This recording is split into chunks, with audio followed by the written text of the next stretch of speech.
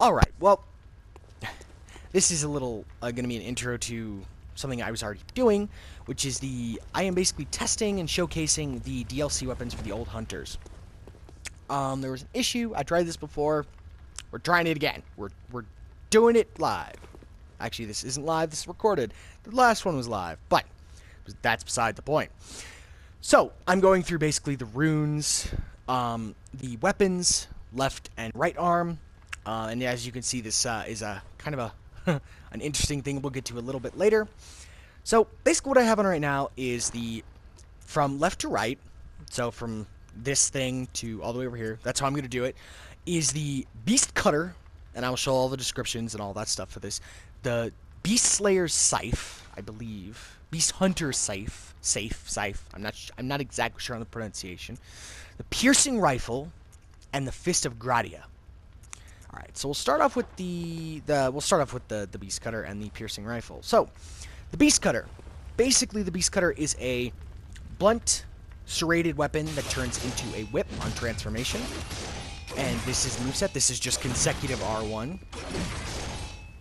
More or less gets into the same thing. It actually looks like a two-hit combo, which is not much, but it's something. And that's your R2, and that's it. It's just 2 hits. Backstepping R2, straight out in front of you. Good to catch opponents, especially for like PvP. I could see that being really, really nice, really hefty. Backstepping R1, again, could catch enemies off guard, but it's very similar to this, to the regular R1s. So yeah, here is the description, just in case you'd like to see it. Alright, now let's move on. And we're actually going to move on to the Piercing Rifle, which is in our left hand. So this is basically a damaging... I haven't really found a good use for it because there's other things that do a little bit more damage from what I've seen. So this is base level. Here's the description for you. Alright, so, and this is what it looks like when it fires. So, let's...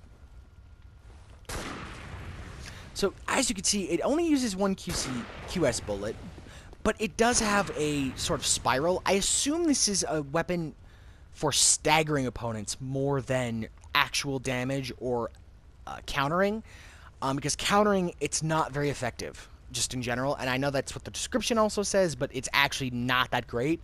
I've done it a few times, but I've had very limited success with it.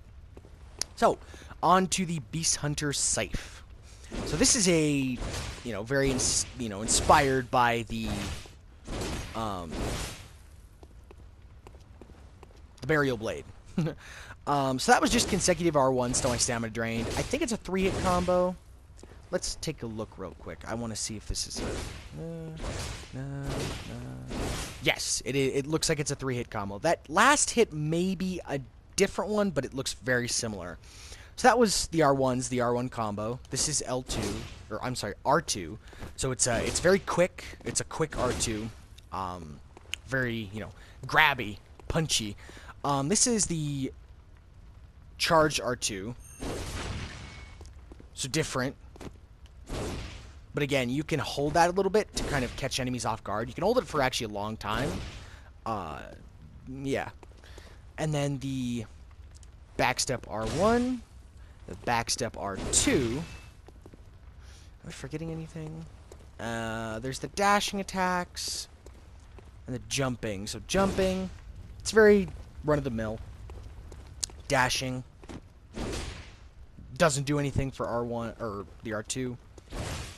That is the R1, which I've actually used quite a bit when I'm running. It's a straight out in front with a hooking motion. Very cool weapon. We're gonna move on. This is the last... Oh, let's show you the description of that guy first.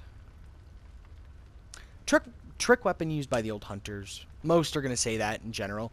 I'm not gonna read these. You can definitely pause it if you'd like to read them.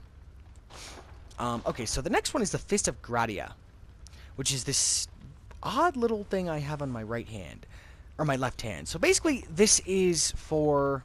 Oh, silly me. So this also, the Beast Hunter Scythe is a thrusting weapon as well. So some of its attacks are thrusting, like that. That's the backstep R1. and this is it transformed. Very quick, has lots of momentum moving forward. Kind of like the Blades of Mercy. It's very quick. Quick hits moving forward. Won't get faster like the Blades of Mercy, unfortunately, but it is something to take into consideration. It's very quick, close quarters, but very quick. That's the R1, or the R2. So that is just a straight thrust forward. Backstepping R2. Backstepping R1. The running R1. The running R2. Charged R2. Which is nice. I like that. It's quick. It's got a quick charge R2. What else am I forgetting? We showed that guy. Alright, I think that's it for the Beast Hunter save. Now we can move on to Gratia's Fist. So basically, what I'm gathering from this is its description says it is basically to stagger enemies. It's a chunk of iron fitted with finger holes. You can read the rest if you'd like, but there is a chunk at the bottom that, or in the middle, it's in that middle chunk. Prefer to knock the lights out of the beast with the hunk of iron, which instantly caused heavy stagger.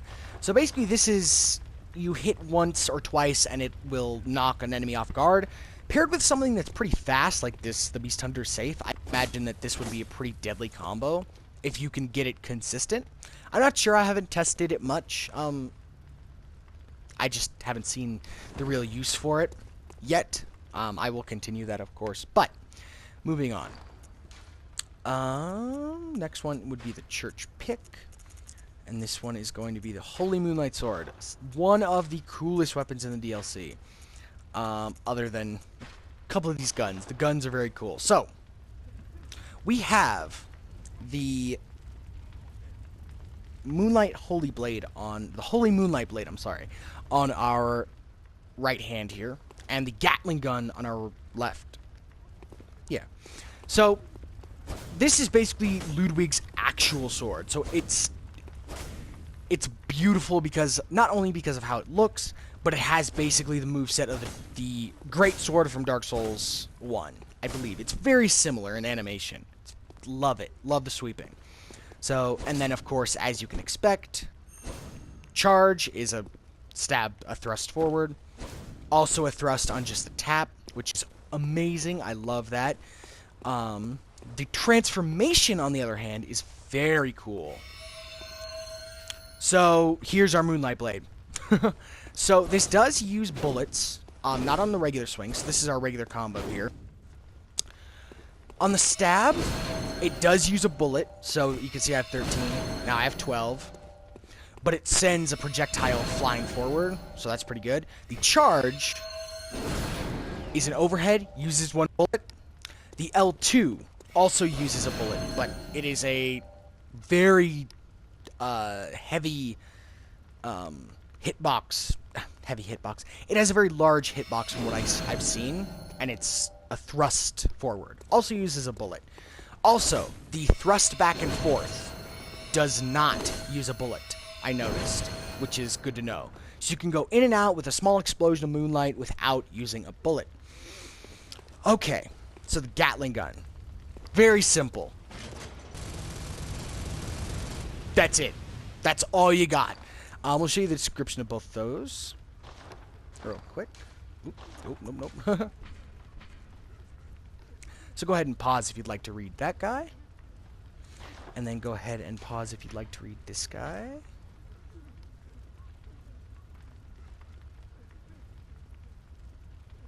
Alright, so next is a very interesting weapon called the Church Pick. So the Church Pick is basically a war pick. It's very reminiscent of the Lucerne from Dark Souls, in a way, in its transformed version. This is kind of a thrusting sword. It's got a very interesting moveset. It's a 3-hit combo in the R1s. So, thrust, slash, and kind of a combined thrust slash, but that last one is toward you. So, yeah, it's an interesting moveset. So this is the R2. Thrusty, very thrusty. This weapon is a thrusting weapon. That is a very interesting move. It's very reminiscent of Gascoigne with his axe in his boss fight.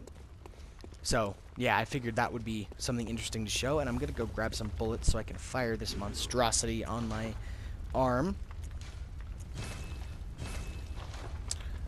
Alright, so, we have max bullets. So this... Oh, let me show you the description of that guy real quick. So yeah, not much to that.